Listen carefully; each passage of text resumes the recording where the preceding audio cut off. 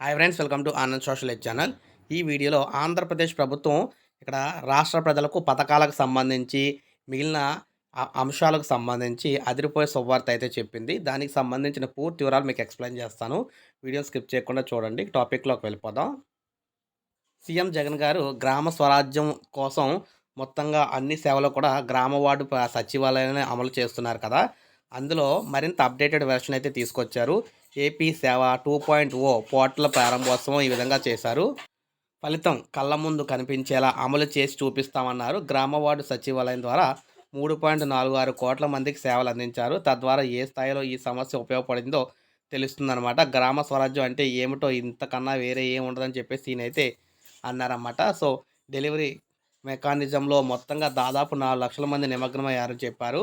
నిరంతరం సేవలు వీరందరికీ అందిస్తున్నారన్నమాట. సో ఏపీ సేవా పోర్టల్లో ఇక్కడ మూడు మారుమూల గ్రామాలు కూడా సేవలు అయితే మరింత మెరుగ్గా అందుతున్నాయన్నమాట.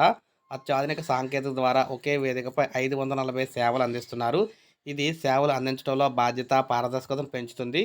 ఒక చోట దరఖాస్తు చేసి వేరే చోట నుంచి కూడా సర్టిఫికేట్ పొందే అవకాశం కల్పించారు. సో రాష్ట్రంలో ఇప్పటివరకు ఏ గ్రామ సచివాలయాలు అప్లై చేస్తే అక్కడ అప్లికేషన్ అయితే అక్కడే తీసుకునేవారు. సో కంప్లీట్ అయిన తర్వాత. కానీ ఇప్పుడు అలా కాదు, రాష్ట్రంలో ఎక్కడైనా తీసుకోవచ్చు, ఎక్కడైనా అప్లై చేసిన తర్వాత. సో అన్నీ కూడా ఇప్పుడు అయితే సేవలు ఇంకా పెంచారన్నమాట. సో ఈ కొత్త ఏదైతే పోర్టల్ ప్రారంభించారో దీనికి సంబంధించి అర్జీ ఏ విధంగా పెట్టుకోవాలి, ఏ విధంగా ఉంటుంది అనేది మీకు నెక్స్ట్ వీడియోలో క్లియర్గా తెలియజేస్తాను. సో దానికి సంబంధించిన వెబ్సైట్ని కూడా లింక్ అయితే ఇస్తాను. సో ఫాలో అవుతానండి. వీడియో నచ్చితే లైక్ చేయండి, సబ్స్క్రైబ్ చేసుకోకపోతే మన ఛానల్ సబ్స్క్రైబ్ చేసుకోండి.